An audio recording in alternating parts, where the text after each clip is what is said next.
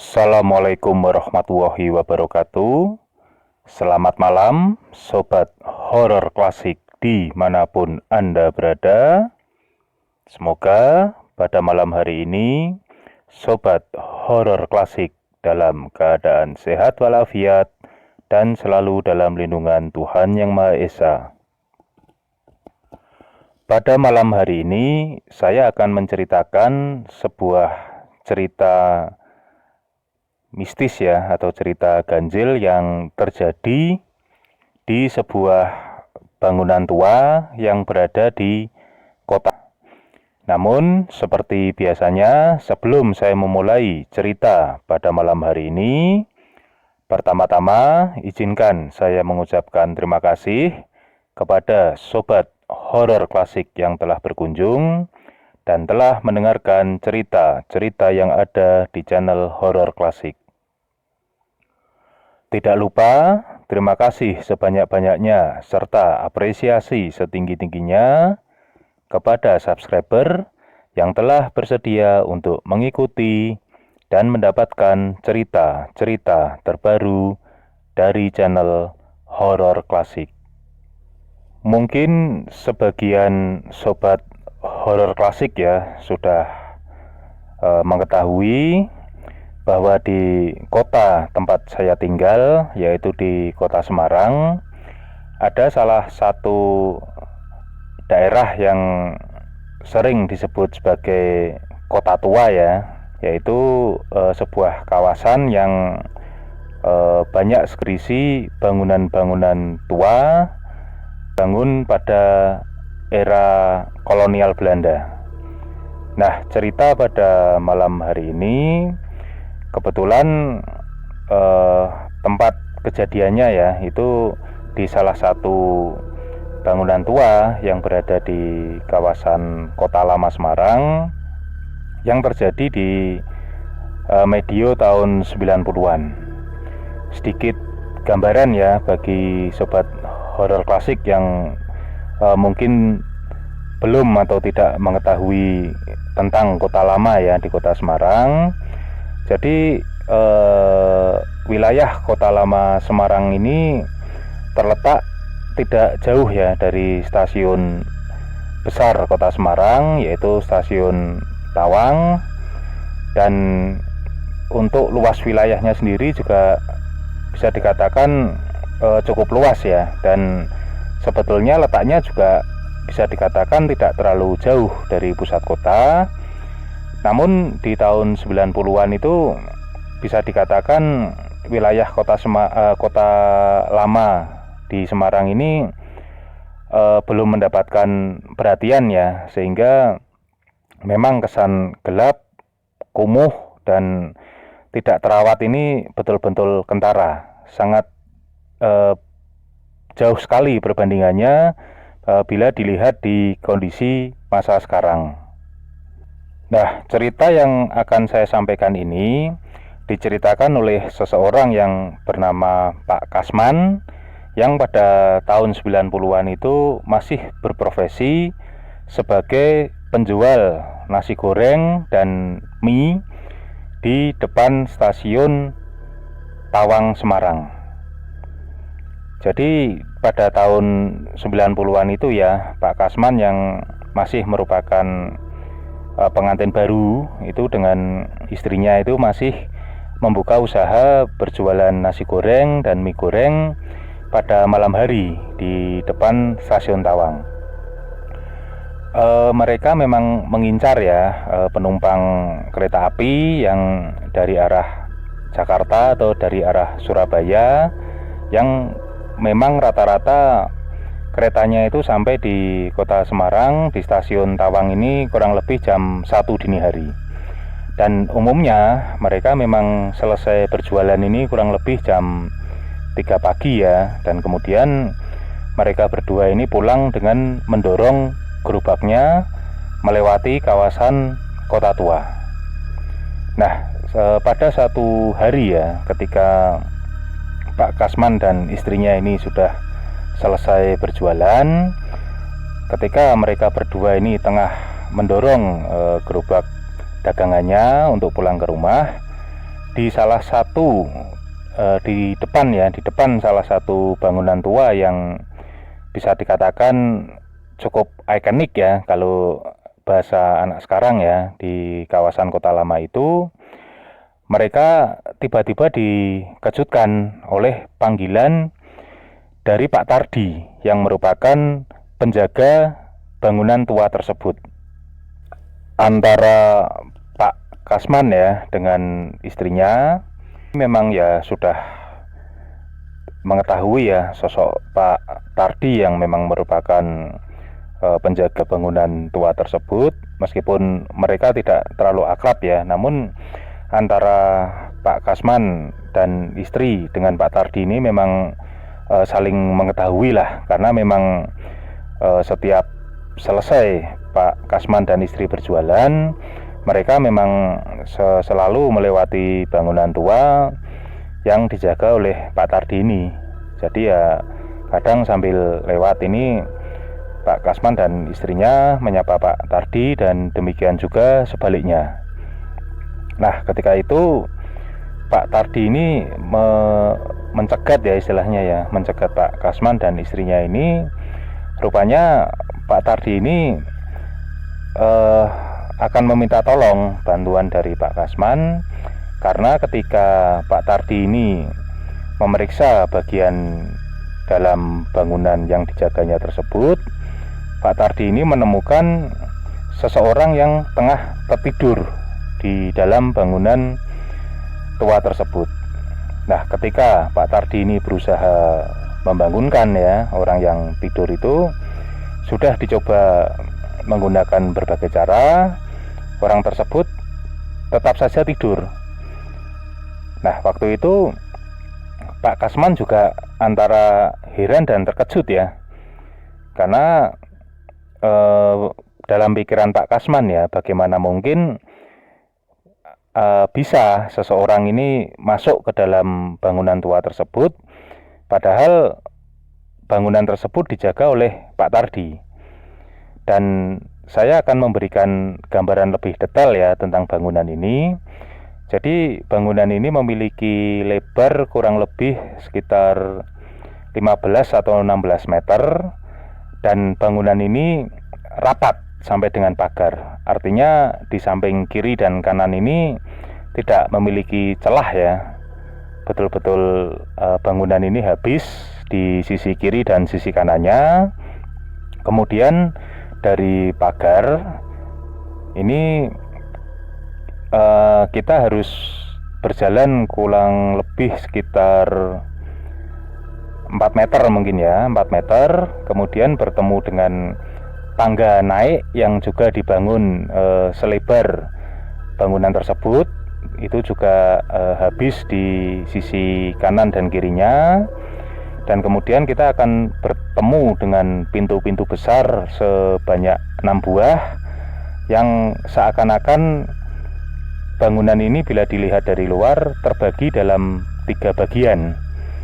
Jadi 2 pintu berjajar ya, seperti pintu-pintu modern di rumah zaman sekarang yang berpintu 2.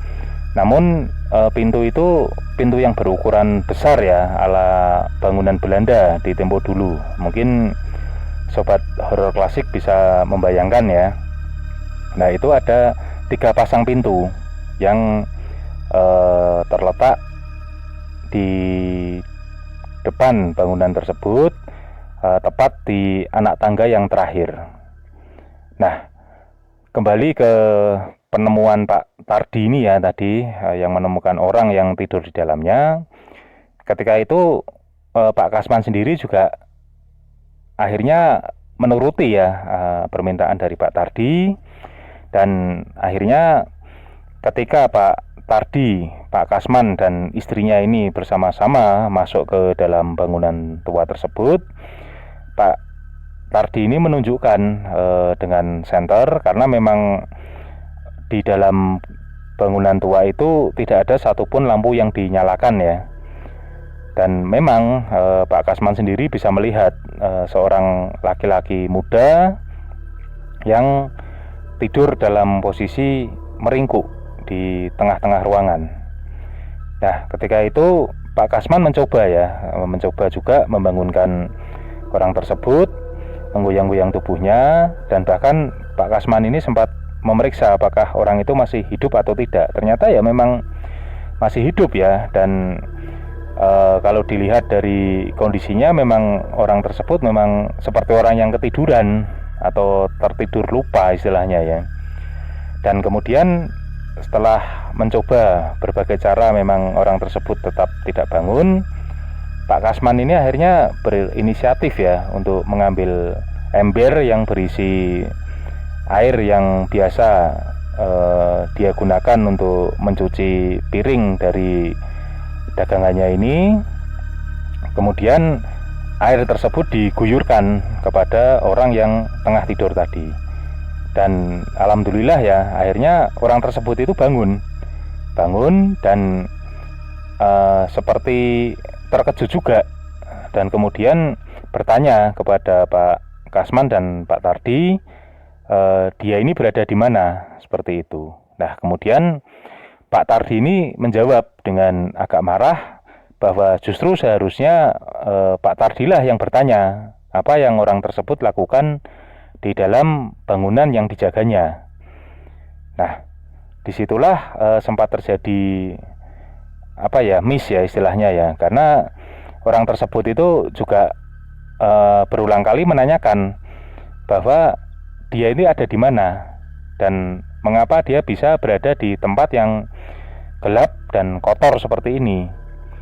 Nah, akhirnya ya Pak Kasman ini berusaha menengahi dengan mengajak orang tersebut dan Pak Tardi ini keluar dulu dari bangunan itu. Nah, akhirnya ketika mereka sudah berada di luar ya, Pak Kasman ini meminta kepada istrinya untuk membuatkan teh hangat untuk orang tersebut. Nah, akhirnya setelah situasi ini sudah cukup kondusif, Pak Kasman ini meminta kepada orang yang tadi ditemukan tertidur di dalam bangunan itu untuk menceritakan bagaimana awal mulanya hingga orang tersebut bisa masuk ke dalam gedung ini. Nah, akhirnya orang tersebut bercerita ya, saya tidak bisa menyebutkan namanya ya, karena memang Pak Kasman sendiri ya yang bercerita kepada saya ini juga sudah lupa ya siapa nama orang tersebut.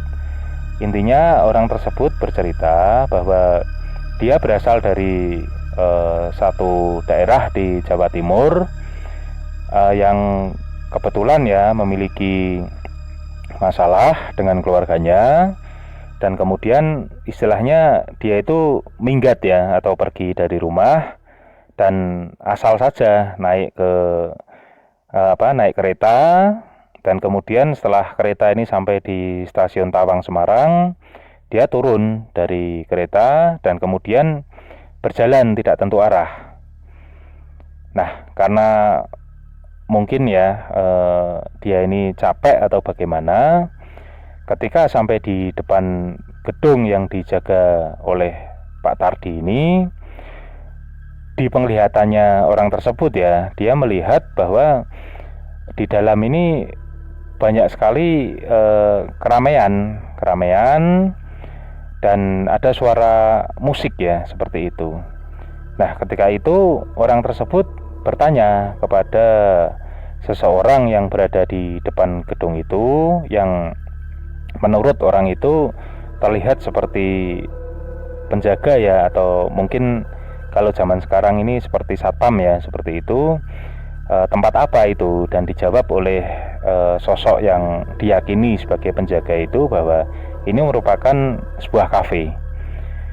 Nah, akhirnya orang tersebut itu masuk ke dalam gedung, dan menurut ceritanya memang ketika dia masuk, dia melihat bahwa di dalam gedung itu atau di dalam bangunan itu memang banyak sekali orang yang berdansa, kemudian meja-meja makanan, meja yang penuh dengan makanan dan minuman, dan beberapa orang yang duduk sambil makan dan minum. Secara ringkasnya, orang tersebut melihat bahwa bangunan itu memang merupakan bangunan yang digunakan sebagai kafe. Nah, namun orang tersebut juga bercerita ya bahwa di dalam penglihatannya orang-orang yang sedang berdansa, sedang makan dan minum itu mayoritas seperti bukan orang pribumi ya. Jadi di penglihatannya itu seperti orang-orang asing ya, yang bertubuh tinggi, tegap, berambut pirang, dan mayoritas kaum prianya ini menggunakan pakaian jas ya, setelan jas. Sementara untuk yang wanita ini mayoritas menggunakan gaun-gaun yang panjang seperti itu. Nah, orang tersebut ya, karena memang mungkin didorong rasa capek dan penat juga masalah yang sedang dihadapinya, pada akhirnya dia itu ya tidak terlalu menghiraukan hal tersebut.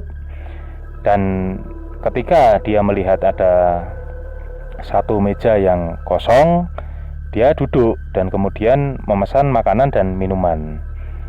Nah, kemudian setelah selesai makan dan minum ya, dia ini sempat bersantai sejenak, menikmati suasana hingar-bingar di dalam kafe itu sambil melihat pasangan yang tengah berdansa.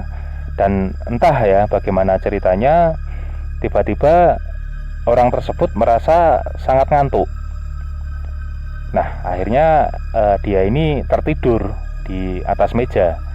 Jadi dia meletakkan kedua tangannya ya di atas meja, kemudian ya seperti apa sih, kalau anak sekolah ya mungkin ketiduran dengan kepala di atas tangan ya, yang diletakkan di atas meja. Gambarannya mungkin kurang lebih seperti itu ya. Dan kemudian tiba-tiba dia terkejut karena dia merasa tubuhnya ini basah, dan ternyata memang dia terbangun dengan cara disiram air oleh Pak Kasman tadi itu. Nah, ketika itu Pak Tardi ya, yang mendengar cerita dari orang itu, akhirnya manggut-manggut dan istilahnya jadi reda kemarahannya kepada orang tersebut. Dan akhirnya Pak Tardi hanya mengatakan kepada orang itu bahwa lain kali jangan sembarangan kalau di daerah kota lama ini begitu. Dan memang orang tersebut juga mengakui ya, dia baru pertama kali menginjakkan kaki ke kota Semarang, dan itu karena didorong oleh rasa penat karena memiliki permasalahan dengan keluarga, hingga akhirnya dia nekat meninggalkan tempat tinggalnya, yaitu tadi istilahnya untuk menghilangkan atau melarikan diri dari masalah sejenak, kurang lebih seperti itu. Nah, akhirnya setelah